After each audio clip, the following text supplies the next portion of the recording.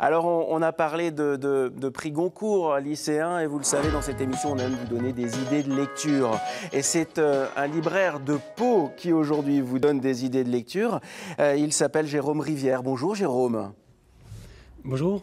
Vous êtes le libraire de la librairie L'Escampette à Pau. C'est tellement important de pousser la porte des libraires et de ne pas acheter ces livres ailleurs que là où on peut vous conseiller. Et si vous ne pouvez pas le faire, 9h50 le matin est là pour ça. Ça tombe plutôt très bien.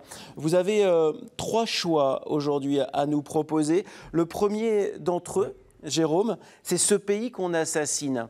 Alors c'est un livre qui a forcément un écho avec tout ce que l'on voit, tout ce que l'on entend aujourd'hui. Présentez-nous Ce pays qu'on assassine, signé Gilles Vincent. Oui, alors c'est un auteur qu'on aime beaucoup. Je vais parler un instant de l'auteur d'abord. C'est Gilles Vincent, est un auteur de polar. Il a fait toute une série qui se passe à Marseille avec la commissaire Aïcha qu'on retrouve ici, là. Et c'est aussi l'auteur d'un polar sur Pau, vraiment, qui s'appelait 1, 2, 3 Sommeil, qui est très très sympa et puis qui permet de découvrir la ville aussi, par exemple. Ce pays qu'on assassine est sorti fin janvier 2017 avec effectivement une résonance toute particulière vu que avant les élections, il s'agit de la montée du Front National, en fait. Voilà. Enfin, Ouais. la montée des extrêmes droites. Après, dans le livre, le Front National n'est pas nommé, il s'appelle le Parti National Français. Mais c'est là-dessus, quoi. Vraiment. Donc concrètement, c'est 2 histoires parallèles, une à Marseille, une autre à Hénin-Beaumont, comme par hasard. Qui à la fin se rejoignent. Alors, j'en dirai pas plus pour éviter de dévoiler le suspense, mais en fait, on suit. À chaque fois, il y a un lien avec l'extrême droite. Dans le Nord, il s'agit d'une histoire d'agression sur des réfugiés, tandis qu'à Marseille, c'est l'assassinat des conseillers de campagne en fait de la députée Parti National Français. Et donc voilà, donc c'est. Et puis il y a vous l'avez dit, hein, les 2 migrantes que l'on suit, et évidemment ça trouve un écho avec tout ce que l'on voit dans nos journaux, tout ce que l'on entend à la radio, tout ce que l'on regarde à la télévision. C'est un livre contemporain. Oui, tout à fait. Il y a vraiment, c'est un caractère aussi vraiment livre social, enfin, parce que C'est ça, livre social. ce sont des lieux que Gilles Vincent connaît bien aussi. Enfin, il est du Nord à la base. Ouais. Il a vécu à Marseille avant de s'installer à Pau. Et donc, on sent vraiment aussi une intelligence du lieu et puis des gens, quoi. Voilà, En fait, pour résumer ce livre, c'est à la fois, c'est un peu le miroir de notre pays, hein, à la fois sombre et lumineux, c'est le nôtre, et il est très bien décrit dans ce livre-là qui s'appelle Ce pays qu'on assassine. Alors Jérôme, j'étais très heureux que vous choisissiez Pierre Hadrian avec Des âmes simples. J'adore les premiers livres, j'adore les premiers romans, et celui-ci m'a beaucoup plu parce que c'est un premier livre, mais l'écriture, alors vous allez me dire si vous êtes d'accord ou pas, me semble déjà bien aboutie. Oui, oui, effectivement. C'est un livre d'une très très grande maturité. Alors, juste pour préciser tout de même par rapport au premier roman, Pierre Hadrian avait auparavant fait une enquête récit chez des Équateurs également qui était sur Pasolini. Donc il y avait déjà un peu la piste Pasolini, ça s'appelait. Ouais, voilà, tout à fait. Une petite thématique religieuse qu'on retrouve quand même là dans Des âmes simples. Pierre Hadrian est effectivement un auteur très très impressionnant. Il a 25 ans. Là, on l'a reçu récemment à la librairie.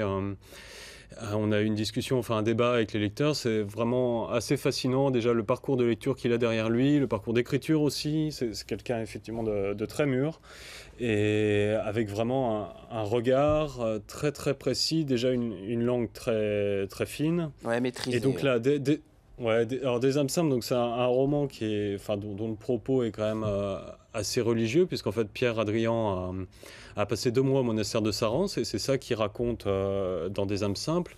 Le livre est composé à la fois de ses impressions personnelles sur la vallée, sur le monastère, sur Sarance lui-même, et aussi beaucoup des anecdotes qui lui ont été rapportées par le frère Pierre, qui est en quelque sorte la mémoire de la vallée. Le frère Pierre est le moine qui s'occupe du monastère de Sarance.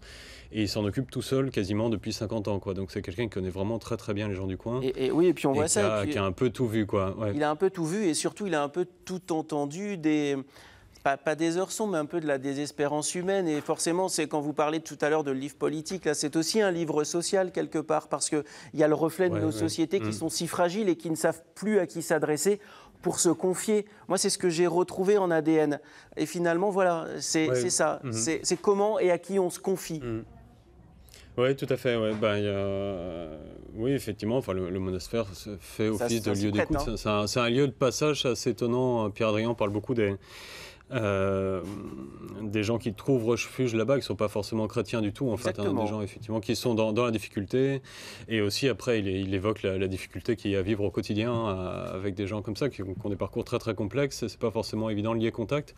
Et c'est ça qui est très remarquable, je trouve, dans l'écriture d'Adrien, c'est aussi vraiment l'ouverture humaine, quoi, parce qu'il n'y a aucun jugement. Enfin, il y a un côté prêtre aussi, lui, quoi, dans son écriture. Ouais. Et puis la couverture est absolument superbe. Regardez comme elle est belle. Elle vous invite à la lecture et au voyage. Alors là, vous me faites très très plaisir. Le plus grand explorateur du XXe siècle est une femme. Une femme, ouais. Vous nous parlez de ces deux bandes dessinées-là? Ouais, alors il y a 2 tomes effectivement qui sont sortis ces mois derniers. Alors pardon, j'ai du mal à afficher la caméra. On les voit, ne vous inquiétez pas. On va les montrer pour vous. Okay. Donc il s'agit d'une BD qui a été écrite et dessinée par Fred Campoy, qui est un auteur palois également. Parce que Pierre Drian, je n'ai pas précisé, mais Pierre Drian vit à Paris. Le sujet se passe dans le coin, mais là, Fred Campoy, c'est un palois, mais qui nous emmène pour le coup voyager assez loin, vu qu'il nous parle d'Alexandra David-Néel, qui est effectivement une des plus grandes exploratrices du XXe siècle. C'est clair. C'était la première. Ouais, alors elle est née en 1868, elle est morte en 1969, donc à 101 ans. Et entre 1910 et 1950, elle a parcouru l'Inde et toute l'Asie. Et c'était entre autres une des premières femmes, enfin la première femme à rencontrer le Dalai Lama, ce qui était totalement exceptionnel. Et c'était aussi la première femme à pénétrer à Lhasa, qui en fait, c'était en 1924.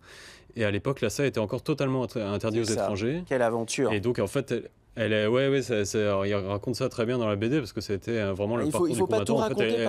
Il faut pas tout raconter, Jérôme, parce que quand même, cette femme-là n'était pas une femme comme les autres. Le monde de l'époque n'était pas le monde que l'on connaît aujourd'hui, et pour autant, elle a participé à mieux le faire connaître, à mieux faire connaître des cultures. Elle a jamais rien lâché d'ailleurs de son goût de l'aventure. Et puis c'était une anticonformiste, et les femmes anticonformistes, moi j'aime bien. Merci beaucoup, Jérôme, pour vos choix. C'était des beaux choix engagés comme on les aime ici.